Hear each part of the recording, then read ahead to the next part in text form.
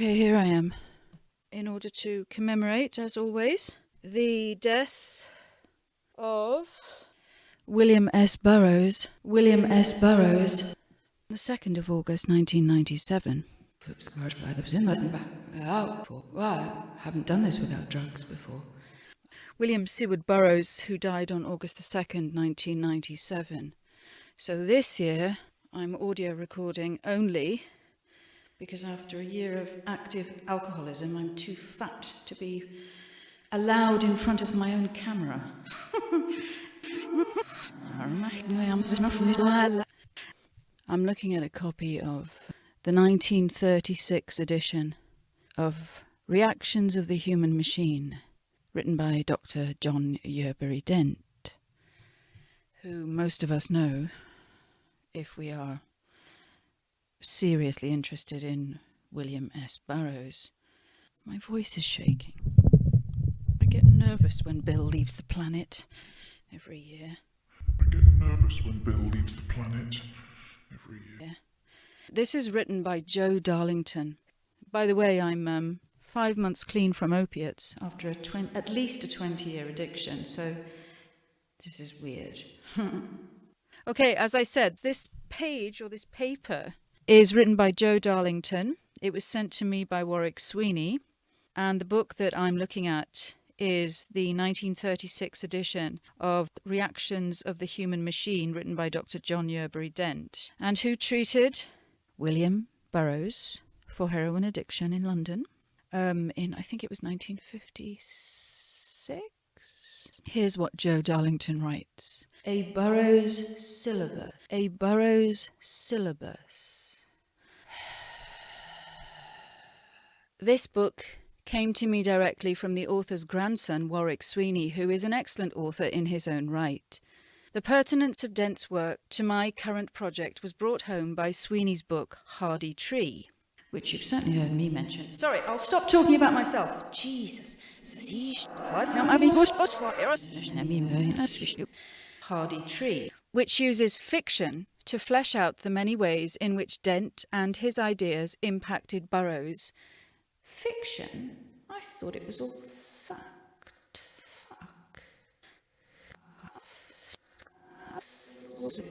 And the crucial role Dent played in saving Burroughs' life. Readers of Burroughs will no doubt be familiar with his evangelism for the apomorphine cure. This was the cure practiced by Dent, subsequently ignored despite great success, and which Burroughs took, bringing to an end a near-terminal addiction period, and inaugurating the writing of Naked Lunch. I can't say that without suddenly getting shivers down my spine. Naked Lunch. There you go, I said it in a normal way. New connections introduced to me by Sweeney's study of Dent's work include the reference to Dent's The Human Machine in the title of Burroughs' The Soft Machine, which I've never read. I should read that. The idea of a language as environment in an evolutionary sense that Burroughs took from Dent long before McLuhan made his extended studies of it, and the introduction to Burroughs of a psychological view of the world that Dent would call mechanism, mechnicism, mechnicism.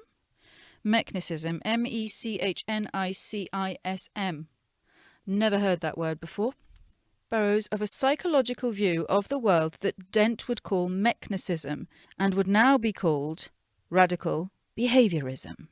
It's in the last of these that, for me, the most important and enduring impacts of Dent's influences are felt on Burroughs' writings. Prior to taking the apomorphine cure, Burroughs fell in and out of love with Dr. Freud. Then with Wilhelm Reich, who remains an influence, but only as a scientist, not as a psychoanalyst. So I must remember to build that orgone, what's it called? Orgone box in the garden. I keep forgetting to do that.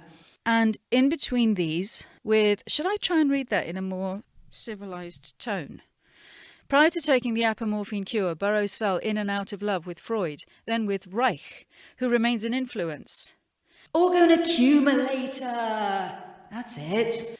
Then with Reich, who remains an influence but only as a scientist and not as a psychoanalyst.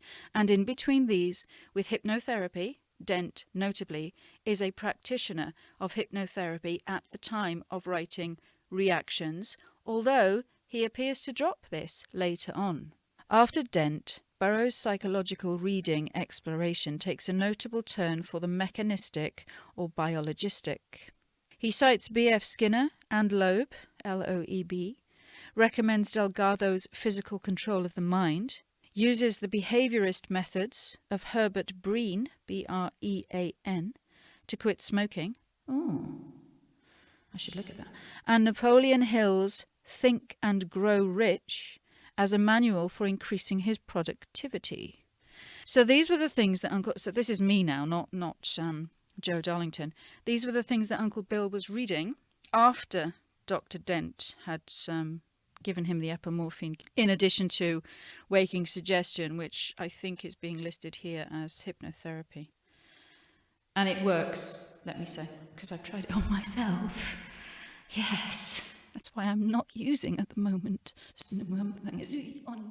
His, as in Burroughs, William Burroughs, his paranoid belief in a system of thought control via word images, eventually flowering into great literature after 10 years of cut-ups, is foreshadowed by Dent's many references here to, quote, the impact of words upon us.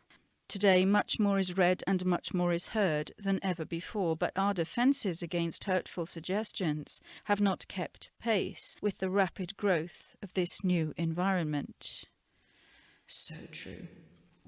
90% of our responses are responses to words, he writes later in the book. Dent recalls a prankster who kept yelling, "Present arms," to a soldier on parade, who at first presented arms, then, after 2 more false presentations, proceeded to ignore their actual sergeant major when he gave the order to present.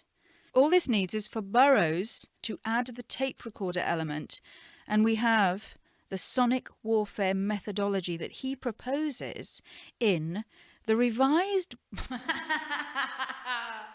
I've never seen this. The revised Boy Scouts Manual and the Electronic Revolution. Sorry, I promise I won't do William Burroughs impersonations today.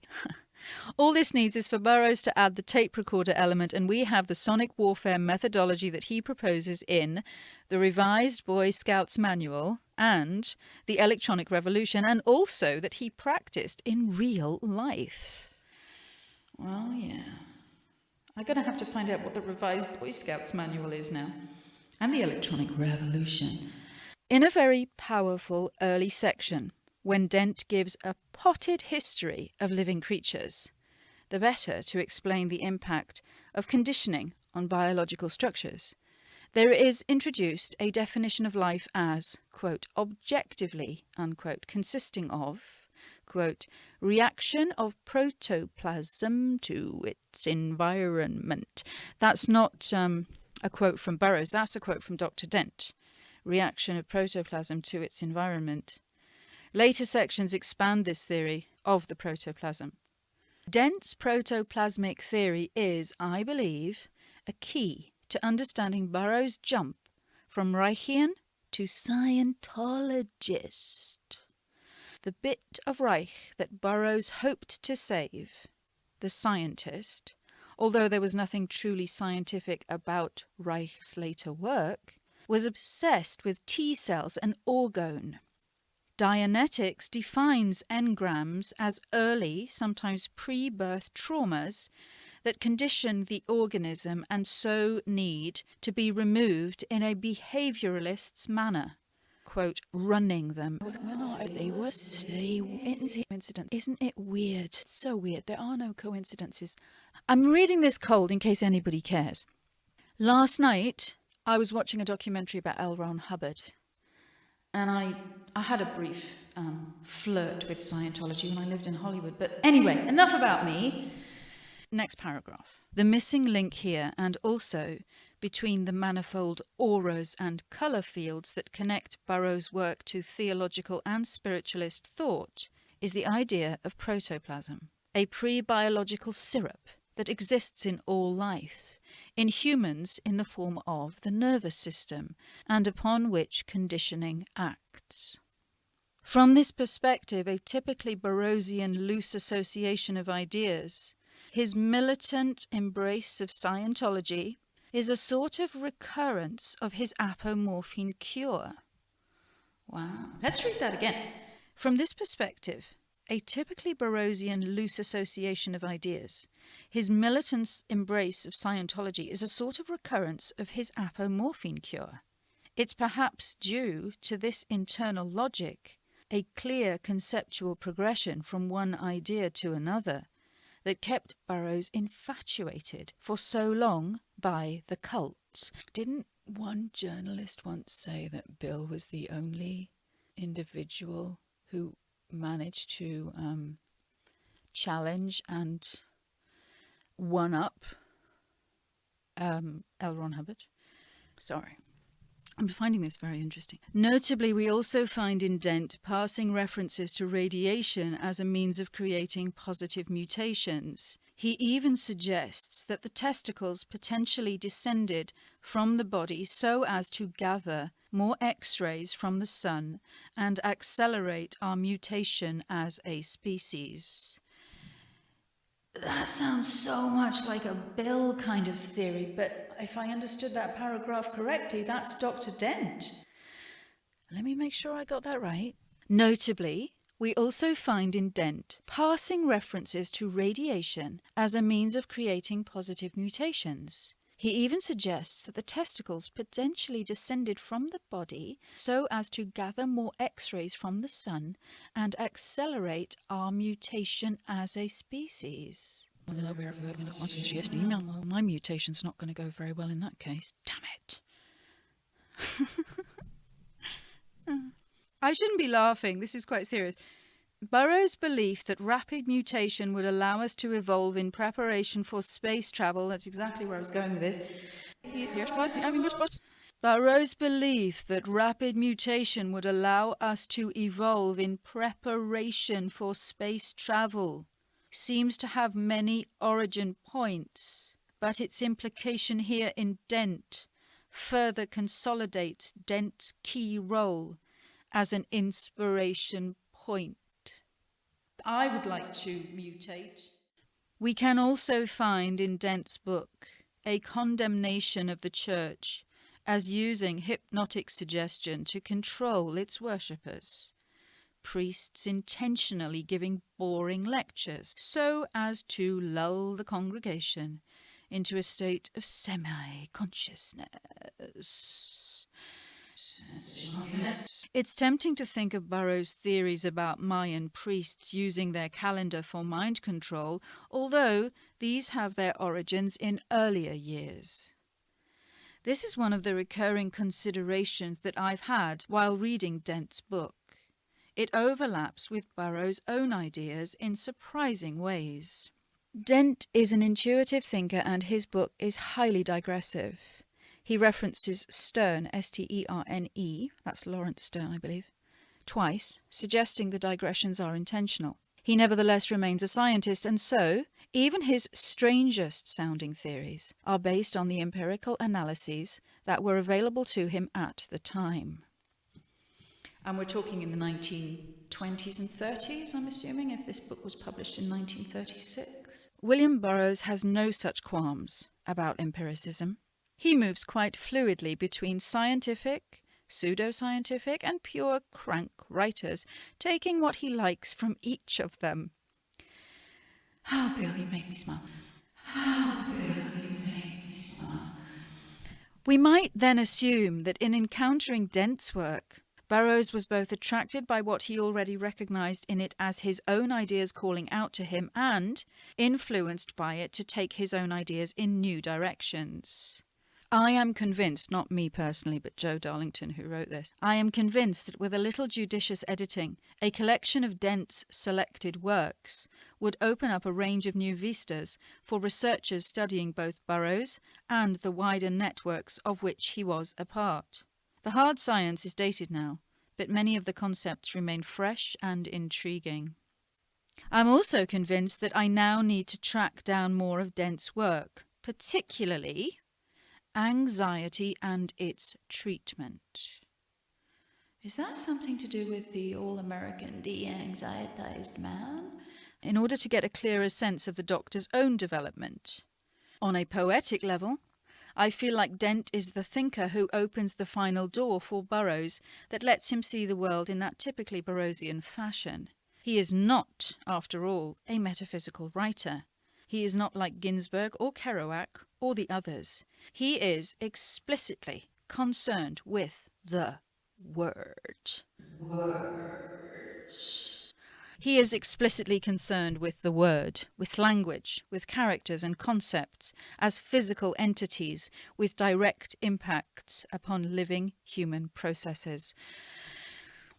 To make the critical shift from his earlier sub-Kerouac blend of underworld characters and crank philosophy to his later work that is as important for what it implies about language as for what it actually says, requires this essential shift in his thinking from one of Freudian or mystical forces to a hard, biologically grounded materialism. Ironically, his theology can only work after it has been categorized as a word construction.